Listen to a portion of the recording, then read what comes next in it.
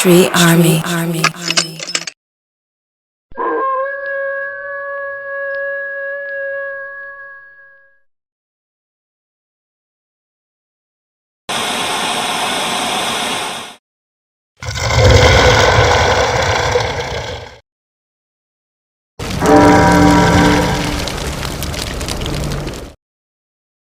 Hey, what's up? What's going on? Thursday edition In the Know podcast.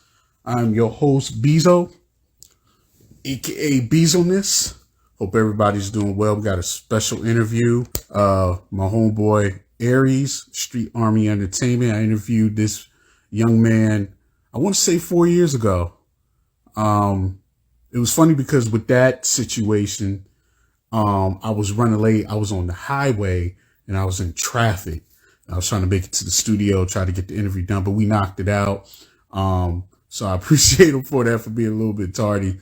But yeah, we're going to get into the situation, get into this great interview. He got a new album out called Undead. We're going to talk about that. We're going to talk about hip hop, in different perspectives. So we're about to get it started now. Hope all is well. We're going to get this started. Hope everybody's taking care of themselves, physically, financially, mentally, physically. We're almost halfway through the year. The year is just going by so fast, man. It's just really fast, like a blink of an eye. There we go. Hey, What's going on, man? chilling, man. Another day in the workforce. You already Yeah, know. I already know, man. Working, man, but good to see you, brother. Likewise, man. Always good to see you, man. Positive energy. Oh, You always encourage, and yes, you sir. always on your busy, man. I thought I was the hardest working man in flow business, man. Man, shoot, man. We on the same boat, man. Yeah, We all trying to get to that one goal, that one destination. So I feel you. yeah, yeah. What you up to, man? Before we got on here, you told me you was working on some music. Yeah. I'm actually with one of my great brothers. His name John Carlo Berg, man. If you got a chance, anybody that got a chance to peep Undead, that was basically like hip hop meets live music, and my homeboy John Carlo, like he's the guitar behind it, you know what I mean? He's the guitar behind it. So we put our creative minds together and we actually working on his project right now, and just keeping the music going. Got you. When you go to the studio, what inspires you? We'll just start off with that. What inspires you? Come into the booth. Do y'all sit around and kind of just fiddle around with music, or do you already come in there and have a preconceived notion of what you're going to do? It's almost a little bit of both, to be honest with you. It's almost like when a pastor goes to church and he's like, yo, certain things was placed on his spirit to do, and then certain things are improv. You know what I mean? We kind of have a list of things that, we want to add to, but then we always try to grab off of the vibe that's right there too. So, Got you. Got you. You ever like you and him? You ever created music and then be like, I don't know about that, or man, maybe we could add an extra verse or extra chord. Do you ever have that? oh yeah, I mean, I always have like ideas on ways to expand. Like it's certain artists other than myself that I'm like, yo, I can hear such and such on this. Let me reach out to them. And that comes with the composition part of it. When it comes to the building a beat or something, I always like think of my fellow musical mutants. I'm like, yo, such and such is good with this, or this is that person's strength, and it's almost like, yo, we're building a whole car from scratch. Mm-hmm. Somebody might be nice with the keys, somebody might be nice with a drum machine, somebody nice with a live instrument. So yeah, I'm always thinking of ways to expand. I'll hear something and be like, yeah, I gotta add to that, or let me see what such and such think about this. Mm-hmm. Got you. So I'll just say this: I just hit the ground running with the questions. Let everybody know who you are. For the new people that's coming in here, let everybody know who you are. Okay, I'm the musical mutant known as Ares of Street Army. If you looking me up on any platform, it's ARES of Street Army. I've been doing music most of my natural life. I love to perform. I engineer. I make beats. I produce, co-produce. Yeah, I'm just a musical jukebox, I guess. I just love making music. Right. Yeah, yeah, man. Who were your inspirations as far as like music? Like who would you look up to, whether it could be professionally or family? Like who inspires you? Okay, in the early parts of my life, I can remember, you know, my dad jotting down rhymes that he would say that he would use if he was in a cipher. And I just thought about it. I'm like, yo, I could do better than that. Or, that's kind of cool, but dad, I know how to do it for real. I remember, doing research on my biological mom, meeting my grandma and talking with her. And she was like, yeah, your mom used to freestyle. So I'm like, certain things was just in me. I remember seeing my aunt have a bass guitar in her living room and be like, yo, don't nobody touch my instruments. And then when she go upstairs, my cousin, his name D-Boy, he like a year older than me. He would get on the bass guitar, be bigger than him, and he'd just get on it and just naturally had the ability. So, my auntie, my cousins, my mom, my dad, and then, as I start jumping into like listening to music for real, like different people, Tupac, of course, because it was like you could feel his delivery, and it seemed so much organic. Even though a lot of people think that Tupac wasn't being real, like real is more than being three-dimensional, more than just being one-sided or two-sided or three-sides. It's layers like lasagna. Nas, he was an eloquent speaker. He definitely had a crazy delivery. Eminem let you know you could speak your mind. You know, Onyx was my first favorite group because I like how they were so cohesive and the energy that they brought. You know what I mean? Um, Bob Marley, excellent performer. Michael Jackson, all around showmanship. You know, Hmm.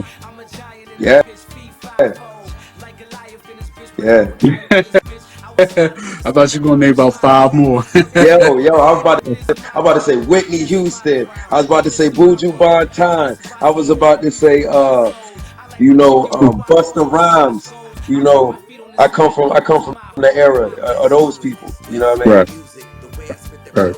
I think that's great because that's an eclectic sound there. You just named. I would say you said Busta Rhymes, Bob Marley. I would say you just kind of named at least 40 to 45 to 50 years of music Yeah, there. You went all the way back to Bob Marley, and he's the '70s and the '60s and the '70s. Well, I would say '70s. Um, Whitney Houston, '80s, '90s. You done went through a couple decades yeah, of music, of great music. Michael Jackson, can't forget about Michael Jackson yeah. and Busta Rhymes and all of them. I understand that, even though I'm not doing what you're doing. You were surrounded by music, and so was I. Um, you know, my father, before he switched careers, he was a studio engineer, and he used to engineer people that do bluegrass, country, gospel. And I used to be in the studio with him. I used to fall asleep, but I used to be in the studio while he was the studio engineer. And of course, he had 45s, which he still has to this day, of different artists and everything. And my mom used to play the blues, Bobby Blue Bland, Jackie Wilson, David Ruffin. Some of the people that are my favorite singers are not living anymore. You know, but it just shows your range of music and what influences you. Yeah, Even with me, it influence, because I interview mostly artists, it still influenced me, man. It's funny how music is a connection with everybody, regardless what you do. It's just a connection. It's definitely, yeah, it's definitely fluid. It's the fluid of all of our lives. You know yeah, what I mean?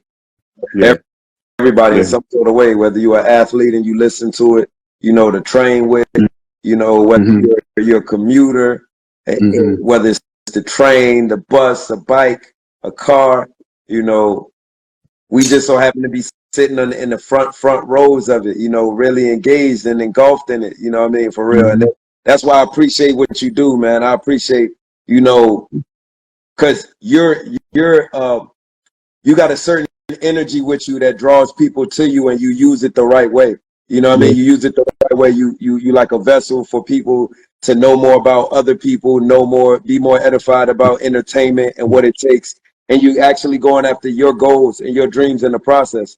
You know what I mean? So shout out to Bezo. Shout out to Bezo. You know what I mean? I appreciate that. Definitely appreciate that. You know, when I started this interviewing situation, this has been a long time. It's been well over 15 years, I want to say. The whole purpose was that, especially with artists, to me, people were comparing artists to like athletes and jocks. They only know how to do one thing. They can say certain things and that's it. But, That's jocks or athletes and artists have different perspectives. They have a mind, and sometimes when I interview them, I do ask them very interesting questions to get a certain, their perspective out there. And that's what it is. My journalism, I'm just saying this to everybody. My journalism is not like, gossip and stuff like that. We got too many blogs about that. So how about we just flip it and have some balance and just talk about some real stuff?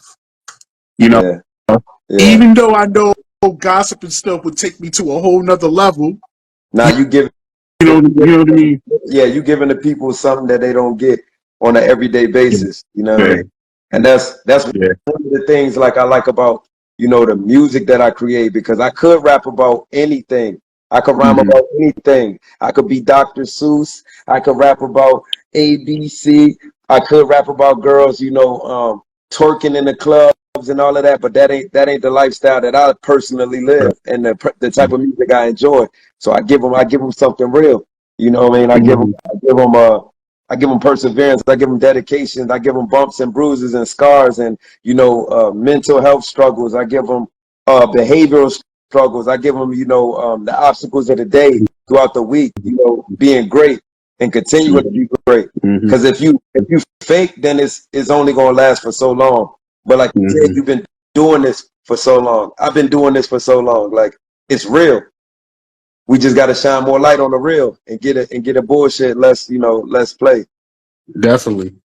Definitely. Hey, everybody. Last time I saw Aries, man, I was at the gym, man, pumping iron. And I got on the treadmill. And who was in front of me, man? He was just getting in, just jogging away and stuff like that. And I say that to say, not only does he exercise his mental ability, but he exercises physical as well, too. Yeah, And I think in order to be a great musician, you have to be physically ready and you have to be mentally ready as well too, man. So shout out to Aries Street Army Entertainment. Tell us about the Undead album. Everybody check that out. If you buy it, go buy it. Pretty sure it's on all platforms. Definitely go to YouTube Music. Type in Aries Street. I'm promoting for you right now. appreciate it. Aries Street Army. What he um, said. what he's did, what I said. Undead. First of all, why did you name it Undead? Okay. So that's a very important question. Bezo has asked it, and now I shall be able to tell the world. So it's called Undead because this time frame that we were going through between the last album, which was Alpha. If y'all haven't checked that out, make sure y'all check that out. Alpha is definitely it's the get rich or die trying of my musical epic. You know what I mean? It's the roots. So shout out to Alpha, but Undead in the time span of creating Alpha and Undead, the world was undergoing so much crazy turmoil. From the COVID to the reintroduce of COVID to to we thinking we're gonna be okay, then it's all other type of outbreaks, and that's just one facet of life. Like me personally, I was going through different things during that time that could have it could have broke me. It could have killed me. You know, losing my last grandparent, losing uncles and different people. So even through going through all of that, and I was undying. I wasn't gonna let it kill me. You know what I mean? So when you see the cover, you see a zombie up there, and he look like he's been through some things, but he's still the freshest. He's still the flyest. He's still the dopest. And, so that's what the album was about. That's what Undead was about. You feel me? Like, yeah, I was basically I wasn't gonna let life kill me. I wasn't gonna let the things around me smoke me out, and it was very tough but I still persevered and still was able to bring y'all some dope music. You know what I mean? Nice, nice, nice. You know, it's interesting that you brought that up because you know I have personally I have one grandparent left. And during the COVID phase, I think I lost. Well, no, 2019. Yeah, my grandmother passed in 2020, so I definitely understand that. And you know, I would say you know just still rise to the occasion and still live life. And I'm pretty sure your grandparents, man, will want you just to live life and put out more content and just do what you need to do. So I definitely feel you on that. We did go through a lot of turmoil. I mean, what a time to be alive. You know, you got COVID and you got them outbreaks, then, you know, food situation, water situation, the weather changing. It's just politics, you know, with Trump and Joe Biden, and you know, it's just a lot of stuff to go here. I mean, what when I say what a time to be alive, what a time to be alive. Basically, yep. I concur. That's exactly what it was going on. Shout out to my G my grandma Sandra.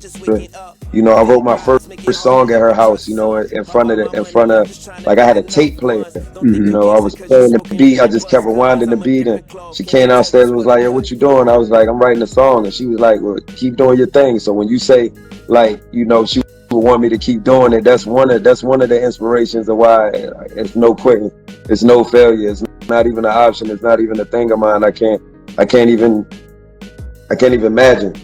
You know what I mean? So yeah, shout out to Grandma Sandra. Shout out to Grandma Sandra. Shout out to everybody, man. Shout When out you have to grandparents, everybody. say it Yep. I again. said shout out to everybody's grandparents. Yeah, man. So, You have grandparents. Anybody that's listening, you got grandparents, man. Hold on to them, you know, and talk with them. I don't care if it's for 5 minutes. You know, my mother's grandmother, I used to talk to her Tuesdays and Wednesdays, and I called her the day she died. And, you know, I found out when I got home, you know, but both of my grandmothers are very instrumental of what I do now, especially my granny Annie, who passed away before COVID, but she was very instrumental on just pushing me and telling me to live life. And when it comes to like, you know, when I have a particular day off and she'll ask me like, well, you know, what are you doing today? I was like, you know, I'm chilling. She's like, are you going out? Go out somewhere. See the world. See the world. And that's again, that's what I'm saying about, you know, living life and going for your goals and not listening to anybody and just doing it. you Just just like got what you're doing. you just Hmm? recently got a chance to see a part of the world, man. I was hyped for you. I'm living through all the pictures and footage. I'm like, yo, I feel like I was there, but that was very dope. We went to the Virgin Yeah, Islands, right? the Virgin Islands. Yeah, yeah. It's amazing to see beautiful people, good food. Um, it's just bigger than Virginia or the United States. It's just a big world out there, and I think, you know, especially for Black people, you know, we're just used to robbing Paul to pay Peter and just like, you know, taking it, you know, one day at a time and everything. And sometimes you just need to step out there and go there. Me myself, I had to take my own advice and just go out there. What's holding you back? You know, Yeah, and then come back refreshed. Now, you know, if you was to go on the island and everything like that, I'm pretty sure, man, you probably have about 1 billion songs because you see all this stuff going on. And like my friend Dave said, culture, yeah, just different cultures, just different things to look at rather than just your neighborhood. I got Some people don't even make it past their city. Some I got people a don't brother even, out there, Thomas, man. I gotta take some time and go see him. yeah, yeah, do it. Do it. Don't even think about it. Just do it. Like Nike, just do it. And then watch. You come back, you're gonna have a double album. You know what I mean? And I'm gonna lock my hair up. I'm gonna be walking around barefoot now. You're gonna have Undead 2, Volume 2, Undead Volume 3. Just unlimited content and just put it out there. You're gonna be like Pop, just like you said earlier. Pac was just moving. He got songs we still ain't even heard. You know, Yeah, it's been what 27, 28 years since he passed on. yeah. You know, so Definitely, man. Stay on the grind. Stay doing it. Um, about the album, Undead. So Just break down some of the songs and just break down, what were you feeling, how were you feeling, and everything. Like, what are the songs? What are certain songs that really touched you? Like, yeah, this is it right here. And are you doing any videos? yeah, I just recently released a video. Like, I'm gonna answer the question from the end and go backwards. I just Gotcha. released a video called "Make a Way." You know, the videographer we used for that one was Dame Stacks. I like the visual. I like the angles that he gave us. The clarity, of course, and he's very easy and cohesive to work with. So I plan on probably doing 2 more videos with him. But that video features some nice cars. Uh, my homie Giancarlo Berg, he's up there too. Guitar. Shout out to D Thriller. D Thriller made that beat. My homie down in Texas. So yeah, that's just one of the more recent videos that was released in probably like a month ago. That whole album itself came out maybe 2 months ago. So yeah, we working. We plan on dropping more videos. Definitely more visual content. When making the Undead album, it was basically at that point in time when I started, I was always making music. I never stopped making music, but that fraction of time I was traveling with my homie and his band. Shout out to Just Swinging It, up there in Connecticut. And so we did shows from here, to Connecticut to Maine and then back. And we traveled together as brothers. And he welcomed me in his world. And, just performing with a band, it just made things more real for me. Like when you're working out, how you find different ways to inspire yourself. You like, yo, I've been doing this. Let me stimulate myself in this way. So that's what it was like, performing with a band. I love hip hop, but I felt like things were getting too digital. Things were getting too robotic, for me. I felt like I reached my ceiling of that room that I was in. So I was like, yo, and fate brought us together. I was working in a clothing store and he came in and I was working on a beat while nobody was in the store, and I just left the beat playing and I was ringing his stuff up. He was like, yo, who made that? I was like, yo, I'm working on stuff right now. Like, he was like, yo, I play the guitar. Like, we should link up. And we made it our business to do so. So other music I created that didn't make the album, but the album was basically a fusion of both of those worlds. For Undead, the intro was a very energetic thing for me because it was like entering a movie. You got to enter a movie. Some albums are just too plain.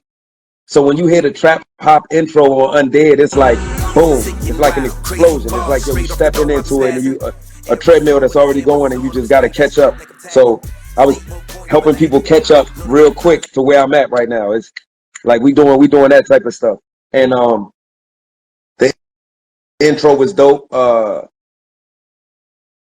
Another song that catches me is Reaper Coming. That's like number 2, Reaper Coming, because it's a life song and it's me sorting out the things that I've been through and my journey and all of that. And when you listen to the beat and the production, shout out to NyQuil, me and him made that beat together. It takes you on a journey.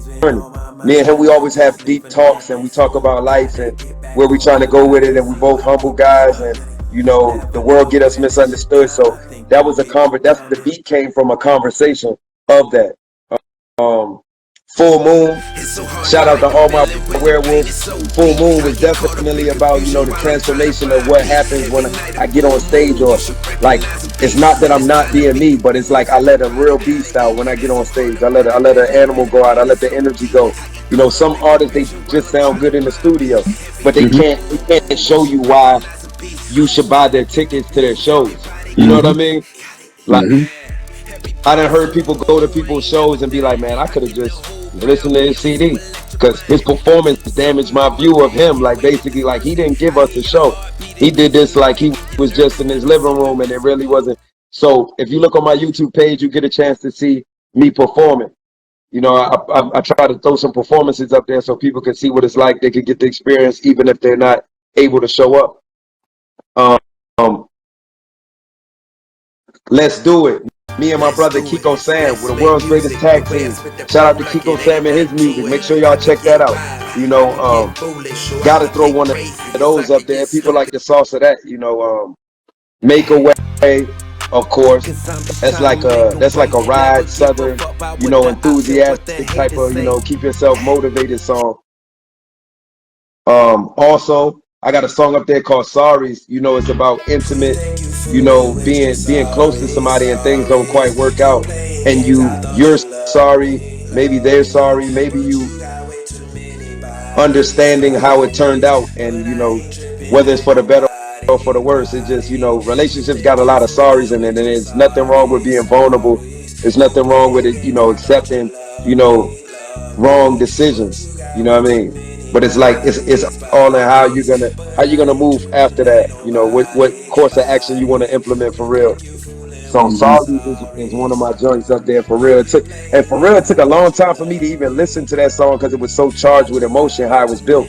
You know, one of my homeboys, we in the studio, he's like, yo man, I'm going through this, I'm going through that. He's like, man, I wish I could make music like you, man.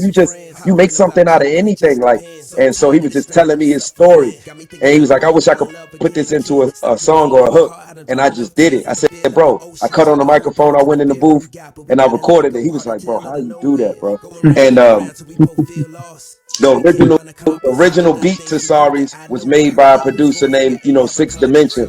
And Six Dimension was already going through whatever he was going through relationship wise, you know, and that's what drawn us to get in the studio. Also, my homie Giancarlo Bird, man, me and him was having a discussion one night about relationships, and he was like, yo, you got something you want me to play on? I was like, yo, play on this, because it was playing in the background while he was talking to me, and so I let him play on top of it, and then I muted the beat out, and I said, yo, the words of this song and everything is just so real, man. It's just so real. It's just charged full of emotion, but it came out so beautiful. It was like taking 3 or 4 people's pain and making a song out of it, for real. Nice. You know? Nice. Yeah. Well, I mean, you know, with that, you know, especially with Sorry, I mean, I'm pretty sure you and your boys are not going, you know, you're not the only ones going through that. And that's the beauty thing about music. People can relate to it, you know, and if you perform that, you know, you might, you know, hit a chord with your fans and the people that's there. And they might come up to you like, man, I felt what you was talking about. And that's the beauty of music. Again, just like, you know, you put out some material, you put out Sorry, and, you know, it's going to hit. Somebody's going to be like, dang, man. I'm not crying. My eye was itching in the corner. I'm not crying. So, let me roll in here. Ain't cry stuff. Yeah, my eyes started itching right when we was talking about it. Like, it ain't. I'm not crying. I'm okay. I'm good. Ladies, the fan is in your face and stuff like that. Yeah, I got you. I got you. Yeah, I'm good. I'm good, though. I feel you. I feel you. Again, that's just, you know, music, man, and everything. There's a lot of songs that, you know, I'll play and then I'll just sit there and get quiet. I can name you 2 or 3 of them songs from hip hop artists that, you know, I'll play, you know, if not daily, maybe bi-weekly or weekly, and I'm like, man, these songs hit a chord. It just hits. You know, beat, lyrics, everything just hits. You know, and again, that's what it's all about. Just connection there. Like you said, it's just a connection right there when you put out music. So that's a beautiful thing. Beautiful thing, ARES. Beautiful thing. So let me ask you this right here. I'm gonna probably make you laugh. Do you think hip hop is dead? Nah. You know, I think hip hop is undead. You know what I mean? Right. I feel like hip hop is undead, if I may say so myself. Right. Like, I'm still living. You know what I mean? I'm still proof that hip hop still exists, and there's a fan base for it, and you know, there's a group of conscious people that want to hear, you know, collective creativity. Like, I don't feel like hip hop is dead. Now, do I feel like they've turned it down and turned the nonsense up a little bit? Yeah, I will say that.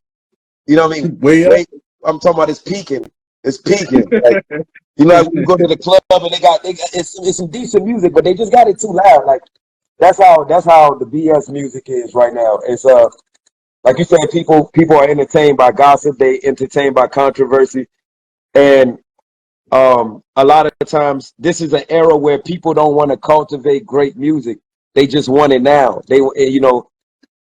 It's a time where music music creation is so prevalent and so easy, and at the tip of your fingers, that anybody and everybody is signing up for music. Any and Mhm. everybody is drafting themselves into making music, or let me be heard, or let me create this alter ego persona, or let me voice my opinion on a record. Like, not all of that needs to graduate to the point of it being consumed by the masses. Some of that stuff could should stay on the cutting room floor. Some of it should just stay amongst you and your homeboys. You know what I mean? Some of that stuff shouldn't even come out your mouth. And I'm gonna do even better. Some people shouldn't even be thinking about that. You know what I mean? But they do. You know what I mean? They waste their time, or sometimes they waste our time and our ear space with it. You know what I mean? I ain't even gonna lie. Some artists I can't listen to excessively because I feel dumber after I listen to it. Yeah. And it take a lot for me to feel dumb. But if you successful with that, like, bro, through music, something that's happy and is dope for us all. Like, I feel like they're not really being as creative as they can be. I feel like everything is like real robotic, for real. Everything is like clones. You know what I mean? Nobody's their Mhm. real self. It's auto tunes, and let me pick the same BPMs, and let me not be creative as possible. Like, soon as I make the music, let me put it out. Like, nah, you gotta build it, you gotta grow on it, you gotta that's why engineers, that's why producers, everything is important. Everything is important. The artist, the mind state that you're in when you record this music, all of that's highly important. We dealing with energies. We dealing with Mhm. frequencies. Mhm. You know Got what I you. mean? I would say this. Some of the nonsense, man. I wouldn't mind it if there was just more balance. If there was more balance, then I would be like, I mean, it is what it is. Look, we all have our moods and stuff Yeah, like yeah, that. yeah, yeah. Yeah, it One gotta, one gotta minute. be some. It gotta be some. It gotta be some. Like, it has to exist some. I get it. That's why, like, sometimes when I go to open mics or I go to certain performances, somebody might not have the music that I particularly enjoy, but I commend them for being creative with their time.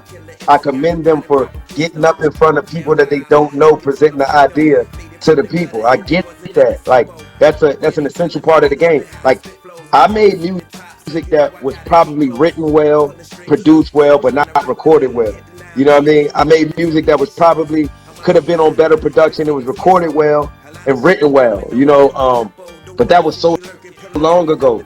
Like, that was like 15, 20 years ago. Like, you gotta grow.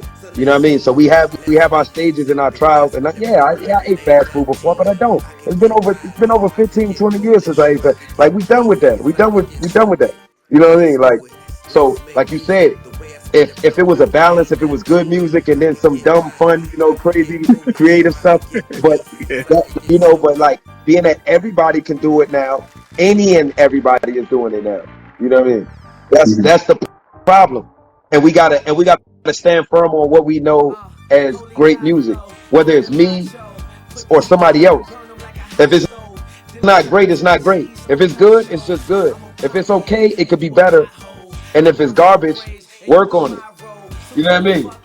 Work on it. You And just like, don't think that people are hating when they critique it. yeah. Oh, yeah, yeah. Don't call them OG. Don't think they out of the loop. They know what they was there at the source of it. You know what I mean? What? I'm a hip hopper, bro. I'm a hip hopper, bro. I'm an MC for real. Like, when people call me a rapper, I get slightly uncomfortable because I'm like, I can rap, but I'm an MC. I'm a master of ceremonies. You know what I mean? Mhm. So they You, don't. you know, no, go ahead, go ahead. Now, I just said people gotta. They don't know. They don't know. They don't know. It's interesting that you say that because as many of the people that I've interviewed, different sectors, I would say, of entertainment and maybe media, Mhm. they say the same thing. And what I mean by that is that what you just said right there, as far as some people could just like, well, if he can do it, I can do it. So you jump on the mic, you know, be dump. The mouse went up the clock. Okay, put it out there. Go to a talent show. rhyme it. Some people, they're your boys. They're not gonna be, they're not gonna give you critiquing. So now you think you're Jay-Z. You think you're Nas. You spin elementary rhymes, ABC rhymes. I get it. It's the same thing about comedians. I remember I interviewed a certain comedian, Ali Sadiq. He was like, man, he said, it kind of pisses me off when I breathe and I live this. And then you got some people who do some dumb stuff on video, post it online, you get 100 million views. And they're so-called comedians now. Now they so-called comedians. Well, let's go into my situation. Here how I move. I interview this, I do that. You got people here who will probably piss off some people off, and then next thing you know it, they get 1 million views. They just get 1 million views.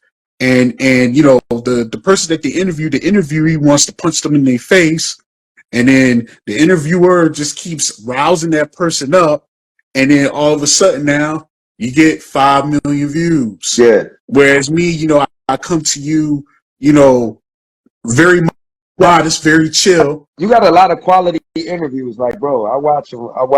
I really watch them. Exactly. But I kind of feel how you feel. Kind of feel slighted, because it's just like, you put out there, you're like, well, I do all these interviews here, and then I get an obstacle course when I request to do an interview with a certain particular artist or an athlete or an attorney or whatever the case may be. And it's just like, man, then you holler at this guy right here who's known to do bad journalism, and there it is. So it's all different sectors. Oh. That's my guy in the cut, bro. That's my bro right there in the cut, man. Oh man, what's up, man? Bird, man. They can barely see. You gotta come over here for the people, G. Yo, this guy, super talented. That's my homie Bezo. We doing an interview. Up, man? You know what I mean? John Carlo Berg, man. You already know, man. What's going on, man? How you doing? I'm chilling out here in the garage picking up some shit right now. Yeah, he said he's working on something right now. You know what I mean? All right, man. That's what's up, man. That's good. So yeah, man, the crazy instrumentation that you hear or Undead, man, that's him, man. Nice. You already know. Keep doing it, man. You did a great job, man. Keep up the good work. I appreciate that, man. Appreciate that. No problem. No problem. So yeah, so man, that's my bro. He had to peek in. Yeah. He had to peek in and everything. Yeah, bro. So that's what I'm saying, man. Like, so I guess it's just what you're just saying is just different in different sectors. So everybody can kind of understand. They just don't know who they dealing with. They don't know what they looking at. They out here seeing all this costume jewelry, man. That's what they don't realize. Pure gold, pure silver, vibranium. Shout out to Wakanda. You know what I mean? They don't recognize it when they see it, bro. They think like, bro, like, and for me, I done been highs, lows, mountains, under rocks, round corners, Colorado, Texas, Vegas, Oklahoma, Cali, New York, North Carolina, Virginia. And I done ran into a lot of people that think that they can rhyme, bro, that think that they can really, like, they're complete, music machines, and they're not. But when I do run across the musical mutants, like Bird, like Kiko Sam, like, NyQuil, Mac Motto, you know what I mean? All of these is mutants, you know what I mean? You gotta show them love and be like, yo, all right, yeah, he's one of the ones. Cause I done seen a lot of ones that wasn't the ones. You know what I mean? Yeah. You know what I mean? So, yeah. Shout out to Bezo. Shout out, one of the ones. You know what I mean? You one of the ones, and it's gonna all make sense when that's what he was doing. Yeah, too late. Now you gotta talk to such and such to talk to such and such to talk to such and such to get to me now. You know what I mean? Yeah, definitely appreciate that. What you think about the Drake and Lamar battle? I think it's done. I guess it is. I don't know. To be honest, what you think about that? To be honest, I don't think about it. I don't. It's like a storm outside. It's like a storm outside that passed. Like I just let it pass over. You know what I mean? Because both of them are individually talented.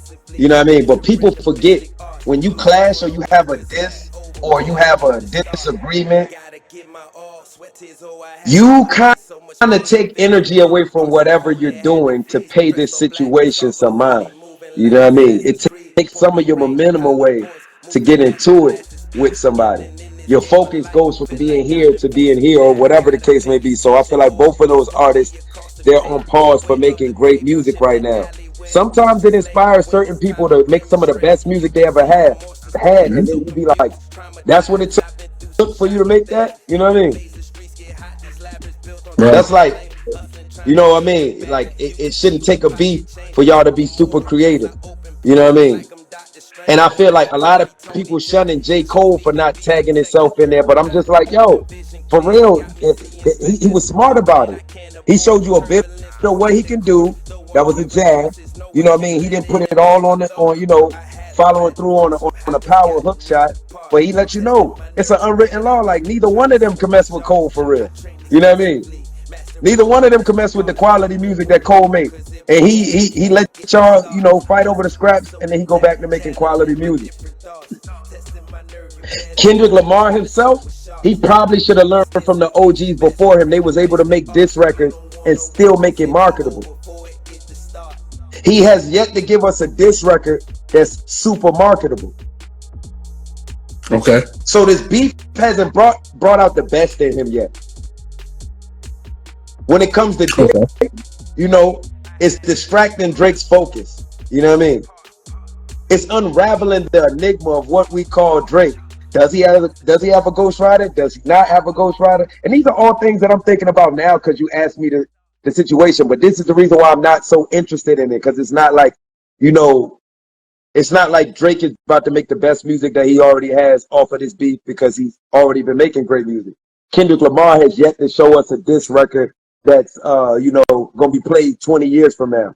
Snoop, Ice Cube, and the rest of them, Dr. Dre, they got diss records. They got diss records that we still play 20 years from now. You can play them at the cookout. Your mama and your grandma know the lyrics to the record. You know what I mean? And that's what I'm gonna do to anybody. I'm gonna smoke them with some quality music. I'm gonna smoke them with some club music that they're gonna play for 20 years. I'm gonna make that song or that diss record that you're gonna hear everywhere you go. Little kids singing it or something. You can't escape it. That's how you cook somebody. That's how you cook them. But J. Cole, he been making records that, that's gonna be timeless classics, whether they about beef or they're not played in the club or whatever. He's able to do that already. He realized that formula. You know what I mean? Now he has yet to make a record that's like, up there to that recite status like Drake, but that's not what he's going for. Anytime he's ever applied himself on a 16 or on somebody's album or something like that, he's showing you a bit of what he can do. And I don't feel like this beef situation is going to bring out that part of him any clearer. I can agree with that because there was one song that I play quite often, the Pablo Boat, Royce the 5'9". Well, that's my thing. And Royce the 5'9" did his thing, and then just J. Cole just being J. Cole. Yeah. Every time, even with 21, anytime he gets on there, he definitely shows up. He shows up.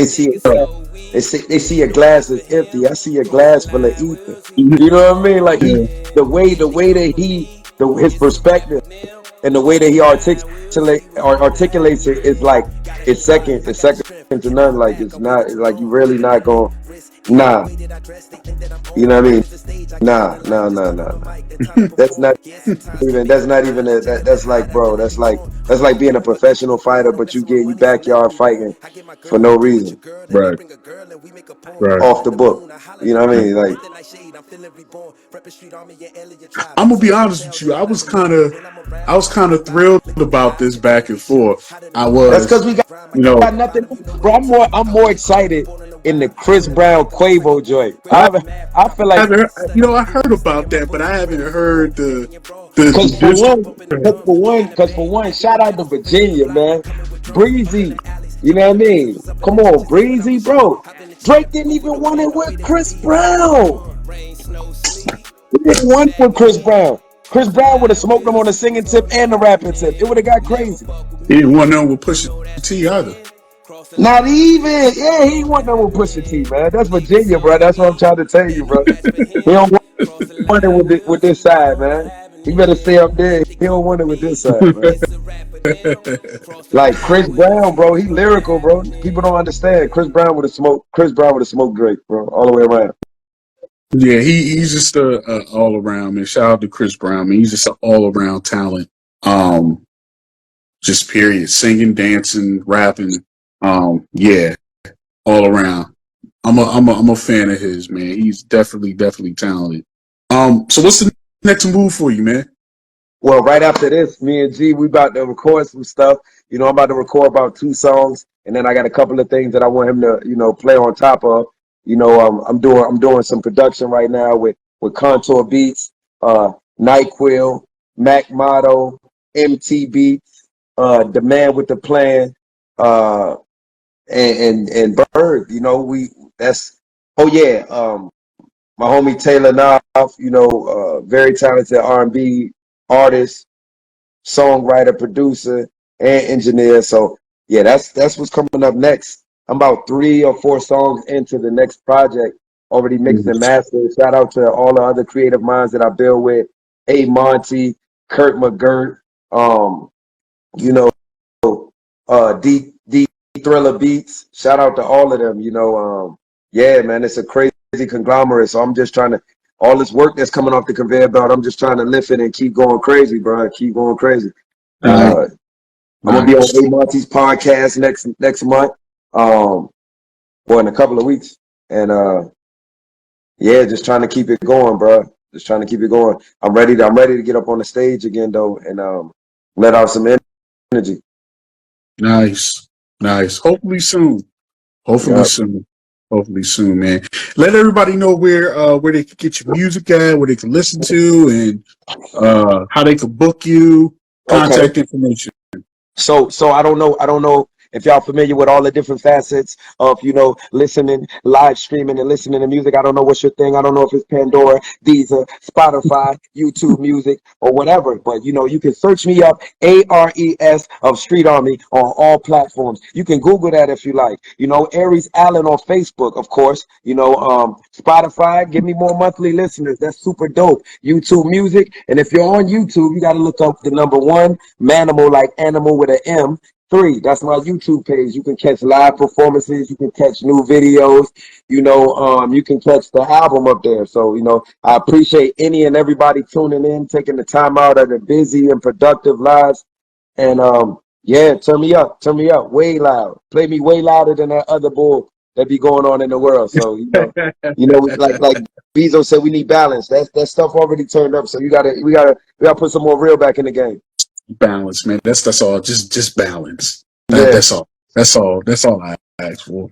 Aries, man, it's been a pleasure interviewing again. We gotta do this again.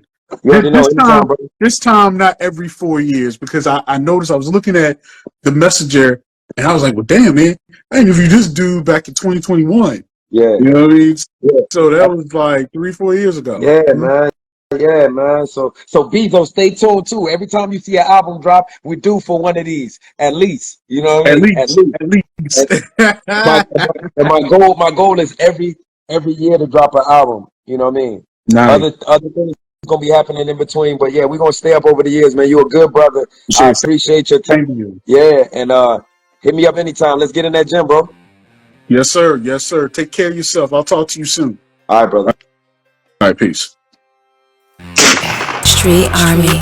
Cause I'm just trying to make a way. Never give a fuck about what the ops and what the haters say. Yeah, cause I'm just trying to make a way. Never give a fuck about what the ops and what the haters say. Yeah, cause I'm just trying to make a way. Never give a fuck about what the ops and what the haters say.